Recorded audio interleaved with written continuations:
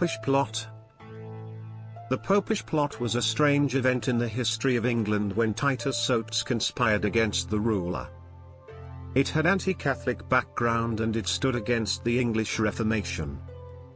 The English Reformation started in 1533 when King Henry VIII decided to separate from his wife Catherine of Aragon, for she was unlikely to bear more children and could give him a son to secure a Tudor dynasty.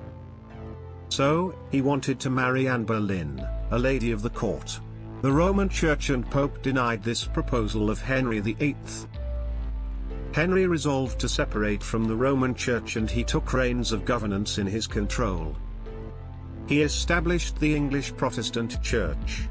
As Henry VIII dissolved all the Roman monasteries, he had to face the opposition of the Roman Catholic Church. At that time, England was still a Catholic nation. Under Henry's son Edward VI, the Church of England was metamorphosed into a strictly Protestant church. The church suppressed the Catholic spirit. Edward VI was followed by his half-sister Mary I of England. Mary I was daughter of Henry VIII and Catherine of Aragon, and she was Catholic. Mary took two very strange and unpopular steps at that time. Firstly, she married her cousin King Philip II of Spain, where the Inquisition continued. And in Spain, more than 300 Protestants were burned alive at the stake. This antagonism played havoc both in Spain and England. The Protestants in England could no longer believe the Catholics. Mary was succeeded by her half-sister Elizabeth I, who was Protestant. Elizabeth was daughter of Henry VIII and Anne Boleyn. Elizabeth, as a Protestant, broke away from Rome and she tried to nip the Catholic protest in the bud. Elizabeth was really a crafty and intelligent ruler. As a shrewd administrator, she handled all the matters of the court wisely. In England, Elizabeth mutilated many Catholic priests and laymen. As she was deemed as an illegitimate child of Henry VIII and Anne Boleyn, Elizabeth was opposed and abhorred by the Catholic people in England. They did not see in her their ruler and their queen. Elizabeth succeeded in suppressing all the Catholic rebellion. Many attempts were made to end the rule of Elizabeth, the Ridolfi Plot, Babington Plot, etc. The Catholics wanted to enthrone Mary I as their queen with the help of Spanish invasion. The Catholic Church declared Elizabeth as a heretic and addressed her as the pretended Queen of England. As a result, Elizabeth gave orders of execution of Mary I. Mary was beheaded in 1587. Elizabeth imprisoned Mary for 18 years. In this way, Elizabeth I became a great danger for Catholic plots to be allowed to exist. As a result, Philip II of Spain invaded England with his famous Spanish Armada in 1588. But it could not win over the tenacity and great caliber of Elizabeth I. The English naval fleet was led by experienced sailors Francis Drake, John Hawkins, and Martin Frobisher to fight with the Spanish Armada. The Spanish Armada returned Spain with great damage. They lost 44 ships out of 130. Many of them had to be scrapped, but this did not end the clash between Spain and England. Elizabeth could not afford to hold peace talks with Spain. So it was left to her successor, James I, to make peace in 1604. It clearly implied that Catholicism was not a native element and it was against the English people and England. The anti-Catholic wave was at its height in 1605 after the Gunpowder Plot, when a few English Catholics, led by Robert Catesby, tried to assassinate James I. They tried to blow up James I's parliament. Guy Fawkes was the in charge of the explosives who was arrested before the plan came into reality. This incident also implied that Catholics were conspiring against the English Queen, Elizabeth I. Anti-Catholic sentiment was constantly playing havoc in England. Under the early Stuart kings, fears of Catholic conspiracies were rampant and the policies of Charles I were suspicious and doubtful, especially his church policies. They were, no doubt, seen as pro-Catholic and likely induced by Charles' Catholic queen, Henrietta Maria of France. There was an anti-Catholic sentiment both in England and Ireland. The Catholics were seen as enemies, which triggered the English Civil War. As a result, there was total abolition of the monarchy and a decade of Puritan rule began. The Puritan rule advocated religious tolerance for most forms of Protestantism but not for Catholicism. The restoration of the monarchy took place in 1660 under King Charles II. There was an antagonistic feeling for the Catholics who were against the English Protestant Church. The reign of Charles witnessed two major disasters, namely the Great Plague of London in 1665, and Great Fire of London in 1666. There were rumours that the Great Fire was an intrigue of the Catholics against England and for it the Jesuits were responsible. It was also said that the anti-Catholicism was fueled by doubts about the religious allegiance of the king when he married a Catholic princess, Catherine of Portugal. In addition to this, King Charles' brother James had hugged Catholicism, although the king forbade him to make any public announcement. In 1672, Charles issued the Royal Declaration of Indulgence and he suspended all penal laws against Catholics, which was a matter of great concern for the Protestants. It is said that in 1677, Andrew Marvell composed a pamphlet that the Pope had planned to change the governing body of England in 1677. The so-called Popish Plot unveiled in a very strange fashion. Titus Oates and Israel Tong, an anti-Catholic clergyman, had produced a large manuscript that blamed the Catholic Church of approving the assassination of Charles II. This task was to be carried out by the Jesuits. But nothing in the document was ever proven to be true. It is said that the manuscript comprised the names of 100 of Jesuits in the list who were supposed to make that happen. Titus Oates slipped into the wooden panelling of a gallery a handwritten copy of the paper in the house of Sir Richard Barker. He was a room partner of Tong. The next day Tong claimed to find the manuscript. He showed it to an acquaintance, Christopher Kirby, who decided to apprise the king of the manuscript. When Charles was out walking in St. James Park, Kirby apprised him of the plot. Charles could not believe it at first, but Kirby stated that he knew the names of assassins who conspired to shoot the king. And, if that failed, the Queen's physician, Sir George Wakeman, would poison him. After much emphasis of Kirby, Charles agreed to meet both Kirby and Tong that evening. At this stage Charles was not in a state to believe this news, but he was apparently not ready to rule out the possibility that there might be a plot of some kind.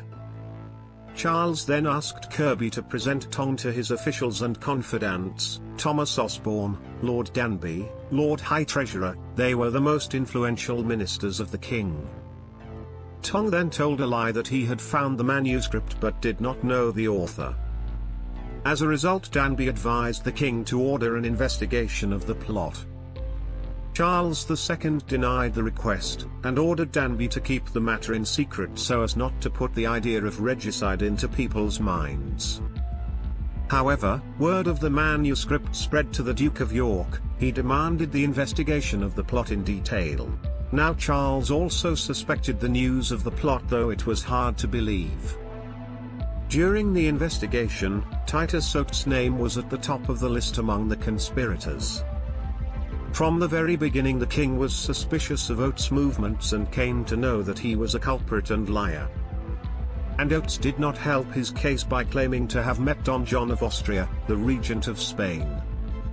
Oates was summoned before the magistrate. He claimed he had been at a Jesuit meeting held at the White Horse Tavern in the Strand, London in 1678.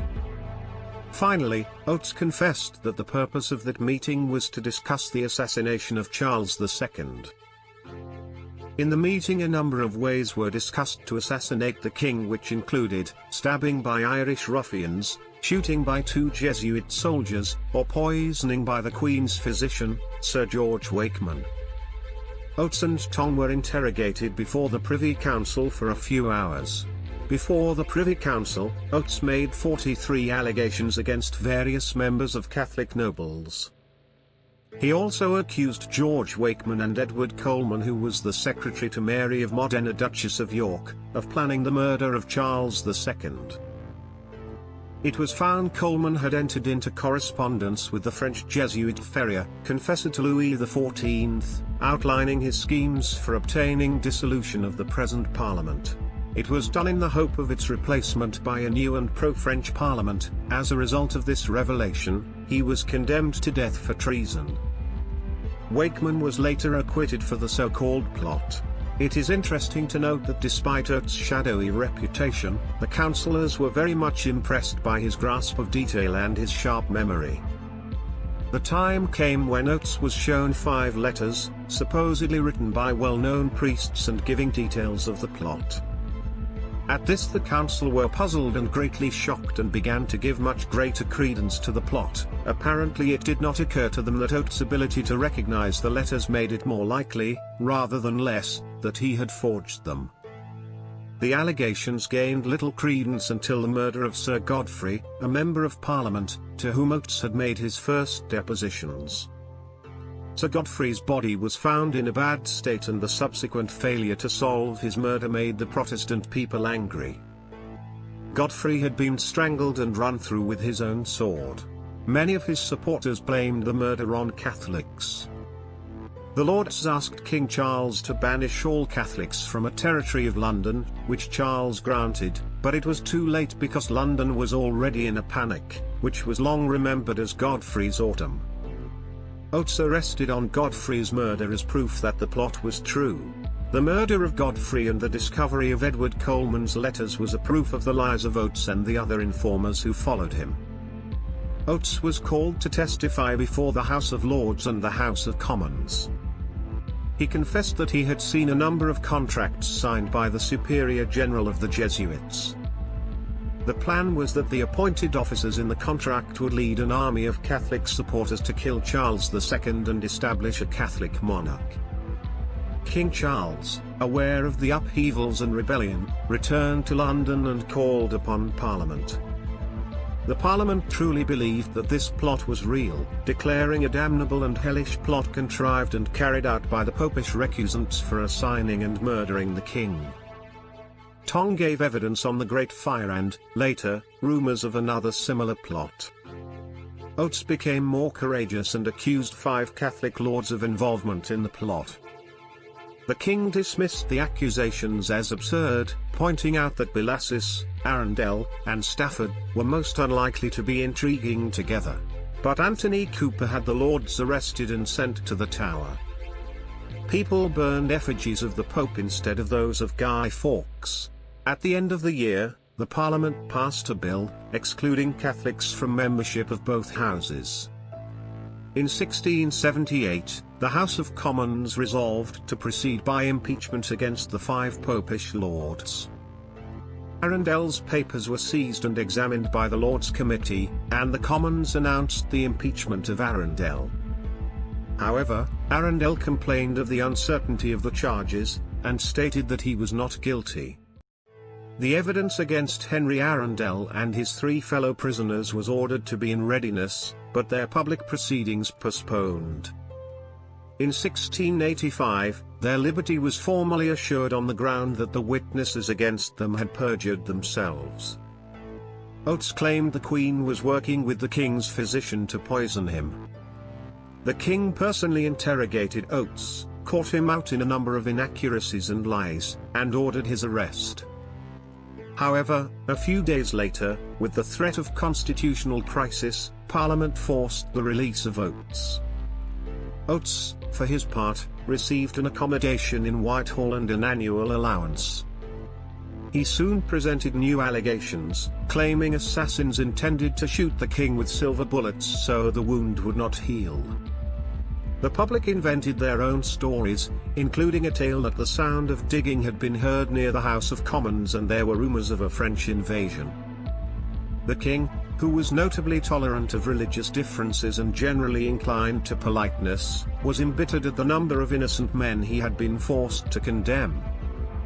Sir George Wakeman, and several priests who were tried with him, Scroggs virtually ordered the jury to acquit all of them. Despite public agitation and opposition, the king made it clear that he approved of Scroggs' judgment. Oates was told to leave his apartments in Whitehall, but he remained undeterred. so he was arrested for sedition, sentenced to a fine of £100,000 and imprisoned into prison. When James II became the king in 1685, he had Oates tried on 2 charges of perjury.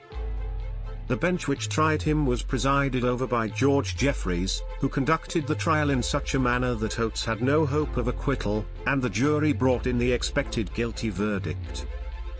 The death penalty was not available for perjury and Oates was sentenced to harsh punishment. Oates spent the next 3 years in prison. At the accession of William of Orange and Mary in 1689, he was pardoned and granted a pension, but his reputation did not recover. Oates died in July 1705, and he was quite forgotten by the public, which had once called him a hero. Of the other informers, James II was content merely to fine Miles Prance for his perjury, while Thomas Dangerfield was subjected to the same savage penalties as Oates. Dangerfield, Bedloe, Turbeville and Dugdale had all died of natural causes, while the Popish Plot was still officially regarded as true. Please subscribe Literature Guide.